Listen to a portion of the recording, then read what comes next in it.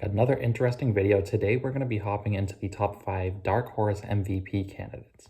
And as I said in my previous video, by Dark Horse MVP candidates, I pretty much mean those players that I think have a legit shot to win the MVP, but no one is picking them to win the award.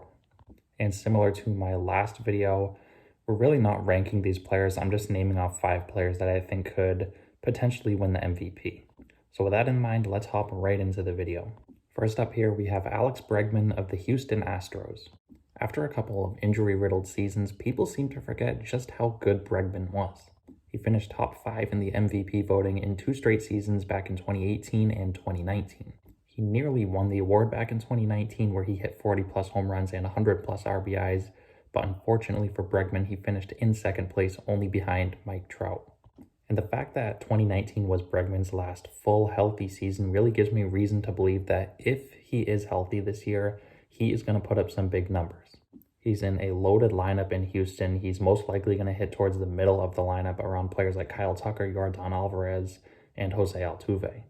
And defensively, Bregman is pretty solid as well. He's most likely not going to win a Gold Glove over there at third base, but he does have above average defense.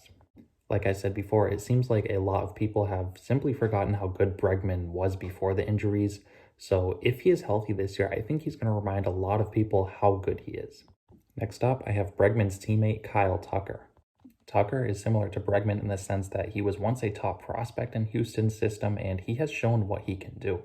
Last year, Tucker broke out where he played in 140 games where he hit .294 with 30 home runs, 92 RBIs, 14 stolen bases to go along with a .917 OPS and a 5.7 WAR. This guy can really do it all offensively. He was off to a slow start, but during the second half of the season, he played a lot better and he played like an MVP candidate. Now, in terms of defense, Tucker is similar to Bregman again in the sense that he's pretty solid. He's not going to win a Gold Glove most likely, but he is above average. And obviously being in the same lineup as Bregman, he has a lot of talent around him. I think Tucker is going to hit in the middle of the lineup, and I think he's going to have a lot of run-producing opportunities. Tucker is heading into his age 25 season, so I think he could only get better going forward. I think he's going to show us what he's fully capable of. I could really see him repeating what he did last year, maybe even producing a little bit more. Next up, I have Bryan Reynolds of the Pittsburgh Pirates.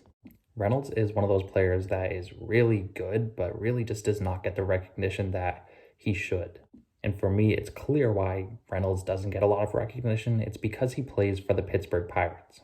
Over the past couple seasons, the Pirates have been arguably the worst team in baseball, probably the worst team in the National League. They have just struggled a lot, and they really don't have anyone outside of Reynolds on the roster. After a very disappointing sophomore season, Reynolds bounced back last year where he played in 159 games and hit .302 with 24 home runs, 90 RBIs to go along with a .912 OPS and a 6.0 WAR.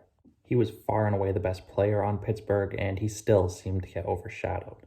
In terms of defense, in right field, Reynolds is pretty good. He has okay speed. He doesn't have the best speed in the world, but he does have a pretty good arm out there. I really can't wait to watch Bryan Reynolds this year because he's just so underrated, and I personally just love watching the guy. I could see him hitting 35 home runs and maybe even driving in 100-plus runs. While I don't think he's going to quite get the recognition to win the award, I think he could have an MVP caliber year. Next up here, I have Wander Franco of the Tampa Bay Rays. Franco is an absolute phenom who broke onto the scene last year as a 20-year-old and broke all kinds of records.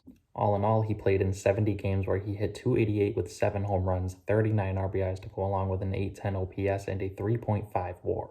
He finished third in the Rookie of the Year voting, only behind teammate Randy Arozarena and Luis Garcia. Franco isn't in the best lineup in the world, but I think he has all the talent in the world. I think he could really put up MVP numbers this year as a 21-year-old. In terms of defense, this guy is above average, and that just makes it even more impressive. This guy, like I said, is 21 years old, and the fact that he already has very good defense goes to show just how good of an all-around player he is. Franco reminds me a little bit of Juan Soto because he seems to be just so smart at such a young age. He has great plate discipline. He's probably not going to hit 40-plus home runs, but he's going to put up great numbers outside of that. I think he really has a great shot to win the MVP this year. And finally, our last Dark Horse MVP candidate of today's video, I have Luis Robert of the Chicago White Sox.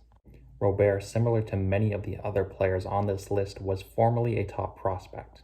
And ever since making his major league debut, in his short time in the big leagues, Robert has shown what he is capable of. His rookie season was back in the 2020 season, which was shortened, but in that shortened season he produced. He finished second in the Rookie of the Year voting, only behind Kyle Lewis.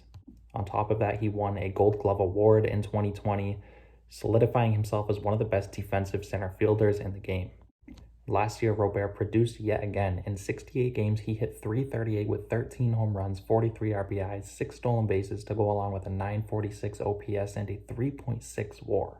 So up to this point in his career, the only thing getting in Robert's way is the health. But if he stays healthy, I think he's going to put up monstrous numbers. He's in a great lineup that consists of players like Jose Abreu, Yasmani Grandal, Eloy Jimenez, and Tim Anderson. And like I mentioned before, the defense with Robert out in center field is outstanding considering he's only heading into his age 24 season. He has 40 home run potential, he can easily hit above 300 and also steal 20 plus bases. If Robert stays healthy in 2022, I think he's going to have an amazing season. I think he is a sleeper MVP pick. So there you have my dark horse MVP candidates for the 2022 season. Let me know your guys' thoughts down below, who you guys think I missed, where you guys agree or disagree. And as always, if you guys do enjoy the content, feel free to subscribe. I'm going to continue to post a lot more baseball videos here as we head closer to the 2022 season. And lastly, I want to thank you guys again so much for watching, and I'll see you next time.